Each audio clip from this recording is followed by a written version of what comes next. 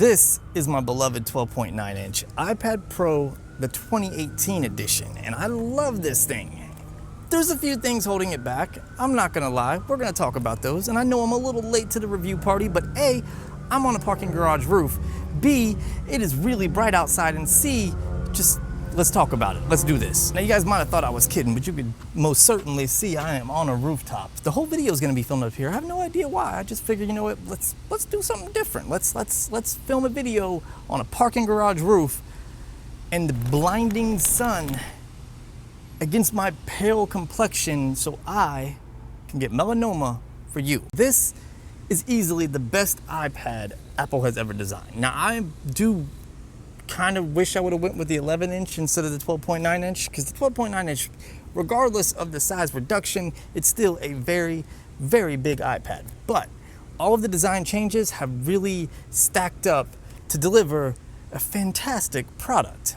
I love the boxier corners. I love the flatter back. I love minimal bezels on this thing. Love the fact that it's got Touch ID now. Favorite part, this.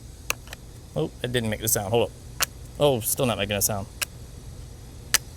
Any other time it would stick. It's got the same type of 4-speaker setup as previous iPad Pros. You got, you know, the 2 on the top and then 2 on the bottom. I'm okay with that. I really like the way this thing looks and feels. It feels like a professional tablet, and I think that's what they were going for, considering it's got Pro in the name. Now, where Samsung has the titty notch, Apple has the nipple camera ring. It looks like if you were to take a pepperoni and then push your finger through it. I guess it's got to have some type of unique standout feature, and it's got the nipple camera ring. The look on my face right now is like so concerning. It's like he just looks so distraught, but it is so mother effing bright right now that I cannot open my eyes. From a functional and usability standpoint, when you factor in like the power of the iPad Pro combined with like the form factor, Apple was like this close to really having the perfect 2-in-1. But there's a few things that make it to where I can't travel with this as my primary laptop. And that's not saying that a lot of people can't, because a lot of people that are buying this aren't video editors. You know, they might be photo editors, and you can do tons of photo editing on here. Now I'm literally staring right into the damn sun. But this is really cool. It makes my head look small. I look tiny. So here's the thing. I know that potentially the iPad Pro could handle all the video editing I needed to handle because of the hardware capabilities. That's not my issue. My issue is more in the software. Like, it doesn't have a dedicated file system other than Files, which no idea what that even does other than handle all your cloud storage, which is just pointless because you could download the cloud storage applications. I don't know. The other thing is a lack of support for professional codecs. I mean, this is probably not going to bother most people because most people are editing standard Sony footage or Fuji footage, Canon, Panasonic. Not sure what the hell you would shoot with an Olympus. Nonetheless, you're using more of like consumer codecs, H.264 based codecs, and that's fine. Like, this can do it just fine. But when you step into the ProRes realm, which is an Apple codec, you can't do that on this. And that's a huge hinder to my workflow because I edit a lot of Red RAW footage, and when I can't shoot Red RAW, like for instance, if I'm on the road or I need a quicker turnaround, then I'll shoot ProRes on my Red. Or right now, I'm shooting ProRes on my Sony. Granted, I could use the internal codec, but I choose not to. I want the most out of my camera, and that's one area I can't do that with this. I mean, if you're a photo editor, it's not really a problem. I mean, you can edit RAW photos, you can edit JPEGs, you can edit TIFFs, you can edit Tiffany's, you can edit Jeremy's, you can edit Malone's, you could use things like Snapseed, Lightroom, Photoshop. Photographers, this is a great tool unless you need like that super high definition. The hell was that?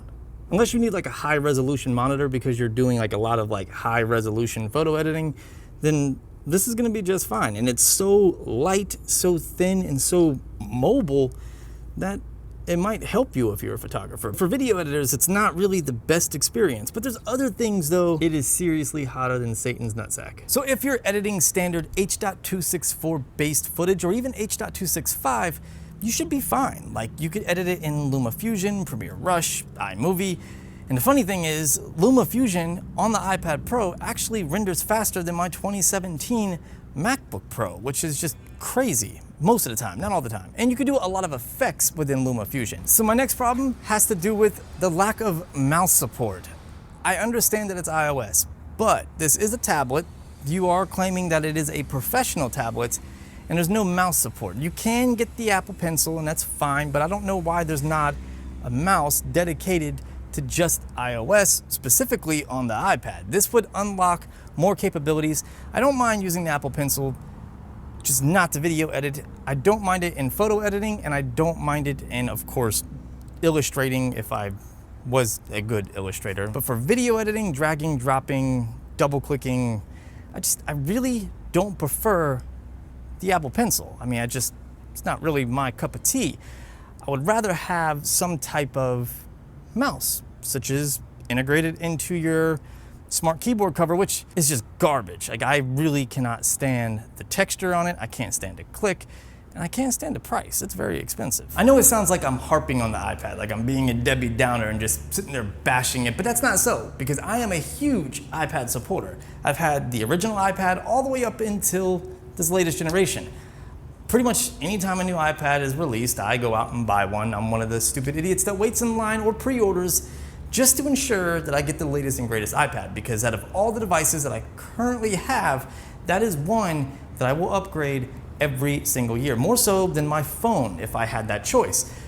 So it's not that. It's just I feel that Apple kind of went halfway in, but didn't go all the way in. They could have went all the way in. They could have made something that was revolutionary, but they choose not to. Like they just no, we're not going to do that. I don't even know if that made sense. The good thing is they did ditch the Lightning port and they went for USB-C, which is awesome, kind of unifying the MacBook and the iPad.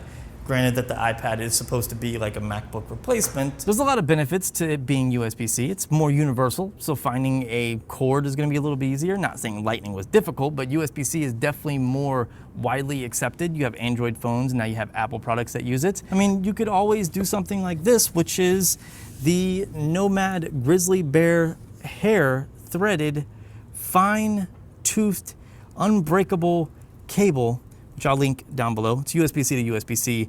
It supports like 4K 60 Hertz. This is the Mophie Power Station 3 XL, which can actually charge a MacBook or a MacBook Pro. So it has very, very high watt output. In other words, like this is charging at 18 watts right now, which is pretty awesome for on the go. When it comes to media consumption, you really can't get better than the iPad. The iPad Pro 12.9 inch in particular. The 11 inch is gonna offer like a very similar experience, but being that the 12.9 inch does have a bigger display, and that display is really, really beautiful. I mean, it's got accurate colors, it's bright, it could be a little bit brighter for outdoor visibility purposes, but it's okay. ProMotion is awesome, and I can't wait for to come to like the MacBooks and the iMacs, because it is smooth. It is smooth like taking some virgin olive oil and pouring it all over your body and going down a slide. Playing games on it, watching movies. The speakers are nice and loud. They have a lot of bass for a tablet, so even if you're just using it to listen to music on, it's awesome. They even kept the headphone jack, did they? I mean, you could always hook up some AirPods to it if you want a more personal experience, but unless like I was in a coffee shop or just in a group of people where I couldn't listen to my speakers out loud, I really wouldn't use them. Of course, you can't talk about the iPad without mentioning the new accessories like the new Apple Pencil, which the charging mechanism on that is just light years ahead of the old one, because instead of having to plug it into the Lightning port on the bottom, or in this case a USB-C port, and making the iPad look like it has a penis sticking out of it, just clicks on magnetically. Easily the best reason to get one of the new iPads. The new Apple Pencil also has like a touch sensitive area on it, so you can double tap that area and it's going to switch to your eraser when you're using something like Photoshop Sketch or Procreate. You can Procreate a baby with the Apple Pencil. Pretty sure you can customize that little touch gesture though. So you can go into settings and either do eraser or your previous function, I think it was. Yeah. Also, the new smart connector, instead of it being on the side of the iPad, it's located on the back. I'm a fan of the new placement, not a fan of how the smart type keyboard, smart typer, smart type cover connects to the back of it. Not really a fan of that, simply because it wiggles around a lot and it could easily come undone while you're carrying it, thus leading to a broke iPad, something that I'm not a fan of. Like, the connection itself is not very strong, is what I'm trying to say. I feel so far away from you guys right now, like so far away, like I can't. The thing is, the iPad Pro is really pricey. I paid almost $1,800 for my model. It did come with LTE. I didn't get the 1 terabyte or even the 512 gig. I got the 256 with LTE, with Apple Care, and the accessories, just to make it worthwhile. So when you factor in all that, $1,800 is extremely expensive, and you can get a laptop for that amount and then edit professional codecs. Now, there's one thing I know about professional gear is anything with pro in the name is gonna cost you more money. And that's the same case with the iPad. That said, it does have potential to edit all of these professional codecs and become a professional tool. But as it stands, iOS is really crippling it. What do you guys think though? Does the iPad Pro deserve the Pro name? Let me know down in the comment section. Also, let me know, did you pick up one for yourself? I really do enjoy mine. I'm not gonna give it up. I'm not saying that it's not worth it, but if you don't have the cash to spend on an iPad Pro and you want something that's gonna open up your creative workflow more than what you currently have, you're gonna want a laptop. Hope you guys enjoyed this video. Drop it a thumbs up if you did. Subscribe for more content like this. Hit me up on social if you want to talk to me more direct. And I'll see you guys later. I'm gonna go find my car. Get out of here, because pretty sure I'm sunburned and really hungry. Let's go. Yo, my aim is awesome and amazingly with Amy. And basically I'm bragging, begging bitches calling baby. I'm charismatic, cash addict, clever, kinda crazy. Deranged demon, dashing, damn you sweeter than the days. Eccentric and I'm evil, elevating like some elevated. Lost in the friendly fashion.